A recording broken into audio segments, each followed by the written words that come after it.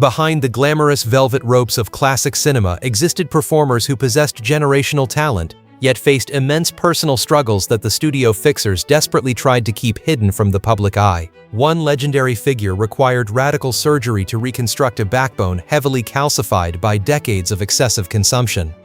Another icon collapsed in a Mediterranean tavern after racking up an astonishing final tab that left bystanders completely stunned, and the individual claiming the final spot on our countdown managed to outconsume every other person mentioned here, surviving longer than anyone could rationally explain.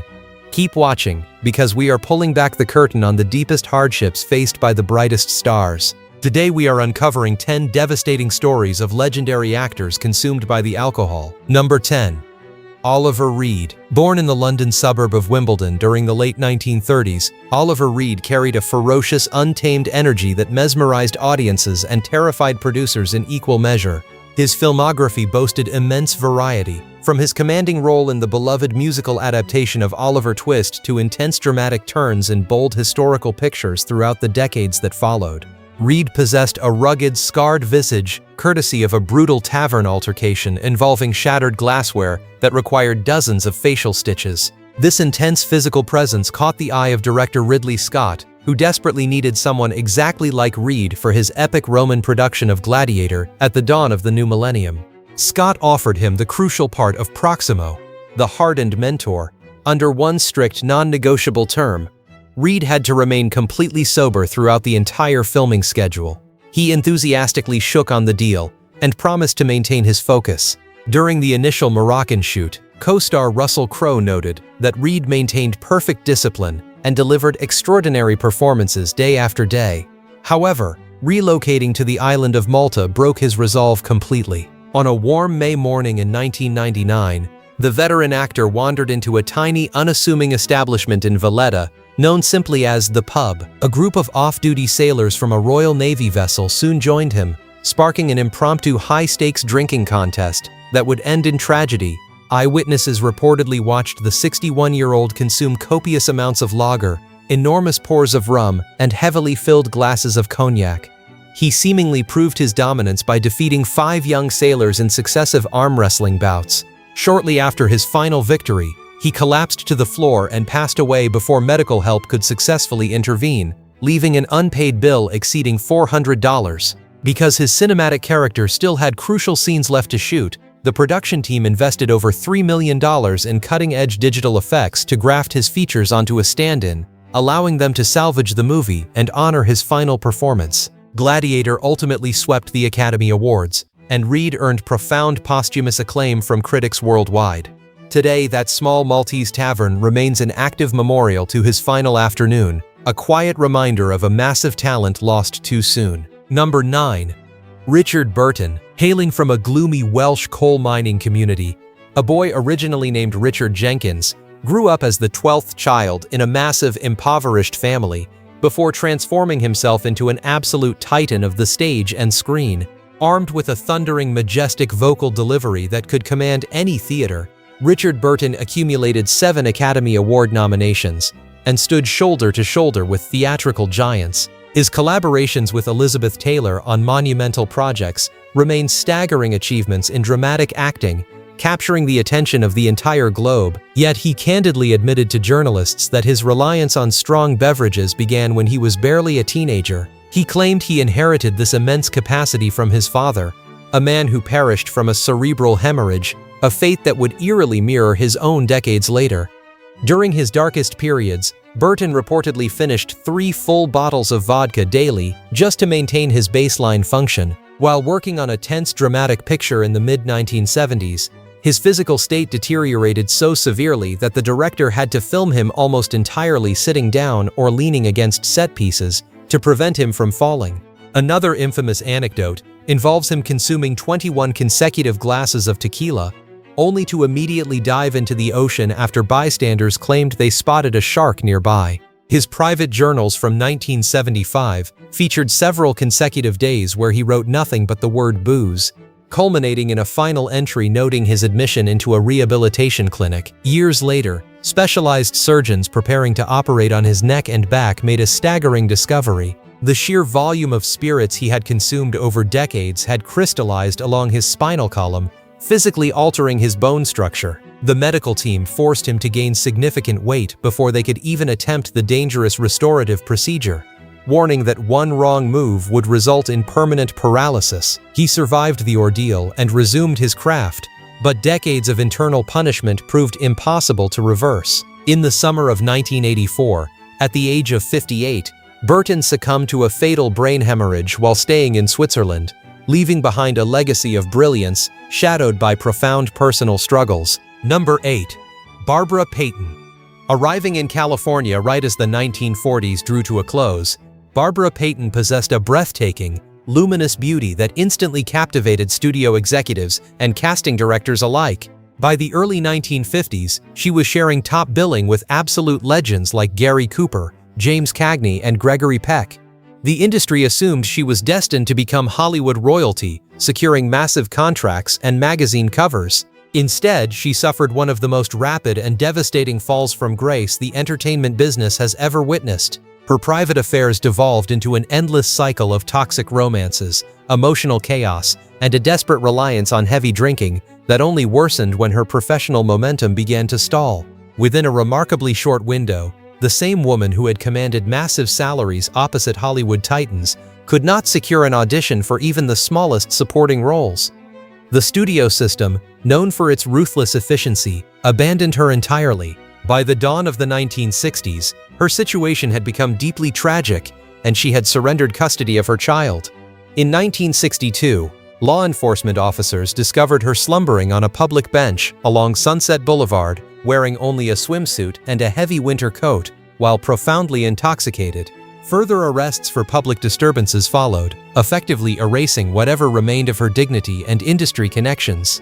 In 1967, medical examiners concluded she had passed away from catastrophic heart and liver failure at merely 39 years old. Former colleagues noted that her once famous features had become completely unrecognizable, a heartbreaking end for someone who once held the entire cinematic world in her hands. Number 7.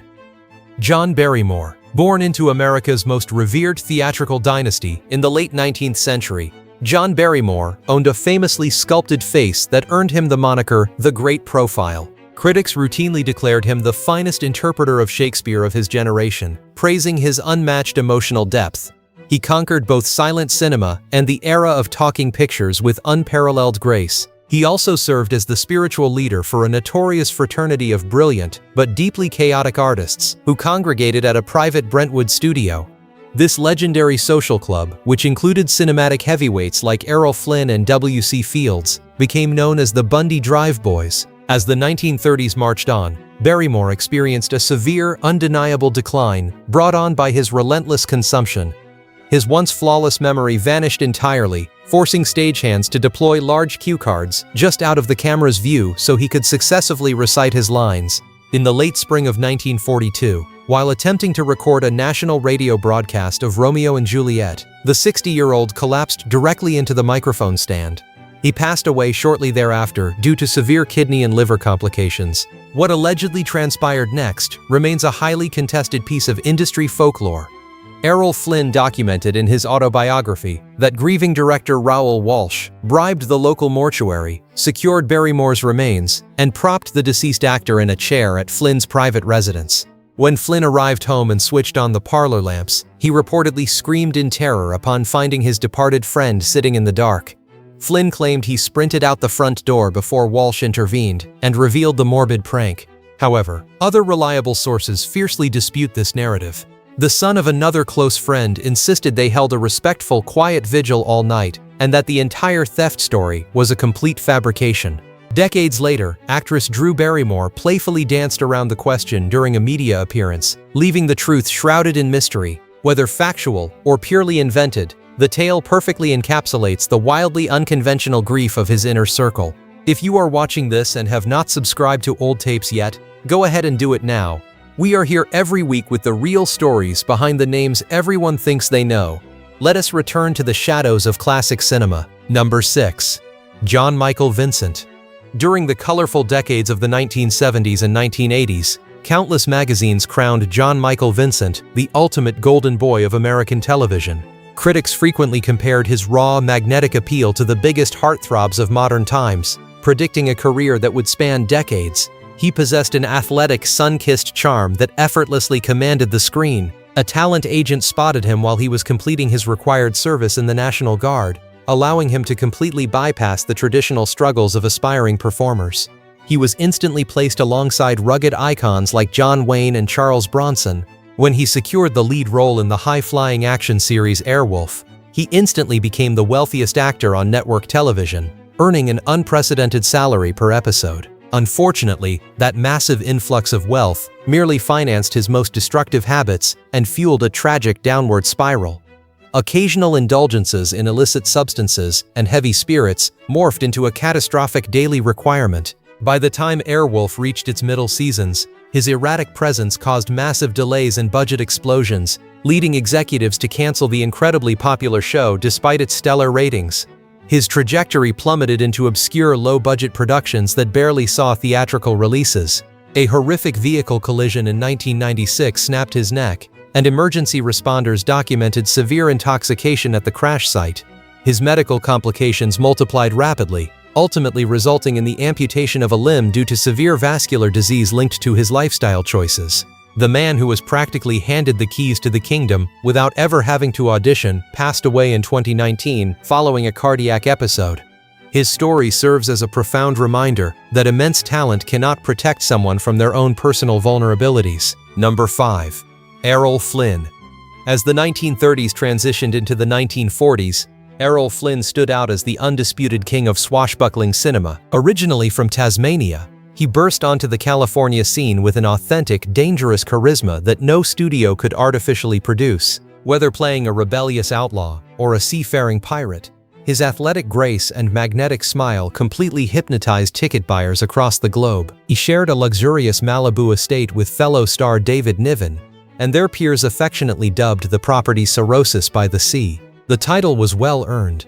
Flynn hosted nautical parties on his private vessel that descended into legendary multi-day spectacles of consumption. Crew members frequently observed him staggering onto film sets, yet remarkably, he could still execute complex sword fights once the director called for action. He supposedly wagered a massive sum of money that he could romance his frequent co-star Olivia de Havilland, a rumor she later acknowledged, though the actual result of the wager remains historically blurred. He famously shared glasses of rum with revolutionary leaders in the Caribbean and held his own alongside the most notorious revelers in California. Medical professionals informed Flynn while he was still in his 30s that his internal organs were failing rapidly. He absorbed the grim prognosis and consciously chose to ignore it entirely. By the time he collapsed and passed away in Vancouver in the fall of 1959, he was merely 50 years old, but the coroner noted he possessed the physical wear of an elderly man. He had journeyed north to liquidate his beloved boat to satisfy aggressive creditors. He knew exactly what his habits were doing to his body, yet he steadfastly refused to change course, remaining fiercely devoted to his lifestyle until the very end. Number 4. Humphrey Bogart. When discussing the absolute pinnacle of 20th century leading men, Humphrey Bogart perpetually commands the conversation. His masterful performances in legendary suspense pictures and wartime romances are permanently etched into the cultural bedrock. Earning a prestigious Academy Award in the early 1950s, he remains the gold standard for brooding, cynical protagonists. However, spending an evening in his company was famously unpredictable and often exhausting for those closest to him. A trusted associate once noted that Bogart remained a perfect gentleman until the late evening hours, at which point he transformed into a belligerent, theatrical caricature of his own tough guy persona. On the sweltering set of Sahara, rumors suggest he refused to emerge from his trailer until his spouse delivered a thermal container packed full of strong cocktails. His nighttime excursions occasionally crossed into absurdity, such as the evening he reportedly stole a heavy safe from an upscale eatery and left it abandoned on a busy boulevard just to prove a point. Nightclub owners frequently banned him from their premises, notably after a physical scuffle involving several patrons who tried to take away a stuffed panda he had carried into the establishment, claiming the toy was his designated drinking buddy. He exchanged rounds with the most formidable partiers in town and never backed down from a challenge. Diagnosed with aggressive cancer of the esophagus in 1956, his physicians pointed directly to his chain smoking and perpetual consumption of hard spirits as the primary culprits. He passed away in early 1957. Visitors during his final days noted he still kept a small glass of fortified wine nearby, refusing to entirely abandon his favored vices even as his strength faded completely. Number 3. Peter O'Toole. Accumulating 8 Oscar nominations without securing a single competitive victory stands as one of the most baffling statistics in awards history, especially considering it applies to a performer of Peter O'Toole's extraordinary caliber. Raised in the United Kingdom and steeped in classical stage traditions, he delivered what many historians consider the paramount acting achievement of the century in the breathtaking desert epic Lawrence of Arabia. His dedication to heavy consumption rivaled his dedication to the craft itself. While filming on location in the Middle East, his nocturnal escapades generated legendary tales among the crew that are still repeated today. During the production of a sweeping historical drama, insiders reported he was completely inebriated throughout the entire shoot, yet he still delivered a stunningly complex performance that earned widespread critical acclaim. On one memorable evening in London, he escorted a companion to a theatrical production, sat down in the audience, and slowly realized he was actually scheduled to be performing on that very stage. Another famous anecdote involves him waking up on a Mediterranean island with absolutely zero recollection of departing France. He even claimed he did not learn about the tragic fate of an American president until years later, simply because he was entirely disconnected from reality when the historical event occurred. Eventually, his digestive system revolted. Agonizing internal pains forced him to seek emergency care in the 1970s, resulting in a stern medical ultimatum from his doctors. He finally abandoned spirits entirely, but the extensive physical toll had already been extracted from his system. O'Toole passed away in a British medical facility in 2013 at the age of 81. The Academy had previously awarded him an honorary trophy, a belated apology to a man who left behind a legacy that will be analyzed by aspiring actors for generations to come. Number 2. W.C. Fields. William Claude Dukenfield transformed himself into the spectacularly irritable, brilliantly hilarious W.C. Fields, becoming a towering pillar of American comedic arts. His distinctively nasally, rhythmic vocal delivery and exaggerated vocabulary made him an instant icon across the nation. He perfected the role of a grumbling, cynical curmudgeon who despised youth, animals, and anyone pushing a temperance agenda. Friends and biographers frequently noted that the line separating the man from the character simply did not exist in reality. He did not achieve massive cinematic fame until he reached his mid-50s. Instead of enjoying a peaceful twilight to his career, he engaged in a brutal war of attrition with his own organs. Colleagues estimated he regularly downed up to 2 massive jugs of gin every single day to maintain his equilibrium. This staggering intake triggered horrifying withdrawal symptoms, plunging him into intense physical tremors whenever his blood levels dipped even slightly. Viewing him as an insurmountable liability, Paramount executives terminated his lucrative studio contracts just before the 1940s, leaving him professionally adrift. Audio broadcasting offered a temporary lifeline. He traded barbed insults with a famous wooden dummy on a highly rated national program, utilizing the stationary nature of radio to perform while his physical mobility deteriorated rapidly. He managed a few final cinematic appearances, but his health was completely shattered. He spent his concluding months resting in a California medical sanctuary, unable to care for himself. Ironically, on the very winter holiday he routinely mocked and claimed to hate, Fields suffered catastrophic internal bleeding and passed away at 66 years old, closing the curtain on a truly unique comedic genius. Number 1. Bernard Lee. If the name does not immediately ring a bell, the role absolutely will. For more than 2 decades, Bernard Lee was the authoritative face of M, the head of British intelligence, the man who briefed James Bond before every mission in 11 official Bond films, from Dr. No in 1962 through Moonraker in 1979. Having debuted on the theatrical stage as a young child, he grew into an endlessly reliable, deeply respected pillar of the British acting community, anchoring some of the biggest blockbusters in history. Yet, colleagues whispered that his capacity for strong spirits dwarfed every other legend on this countdown. Richard Burton himself, a man whose calcified spine required surgical reconstruction, freely confessed that he could not keep pace with Lee. When a titan of consumption like Burton admits defeat, the scale of the habit becomes almost incomprehensible. Lee's heavy reliance on beverages drastically intensified after a cluster of horrifying personal disasters struck his life.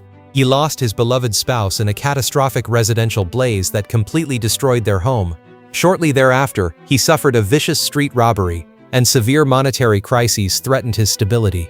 Overwhelmed by trauma and grief, he retreated entirely into the bottle. While working on a popular detective television program, exasperated producers reportedly locked him inside his dressing quarters between setups to maintain his sobriety. According to persistent industry legends, Lee brilliantly circumvented this barrier by bribing a stagehand to slide a long tube through the door's keyhole, allowing him to sip from a hidden container in the hallway.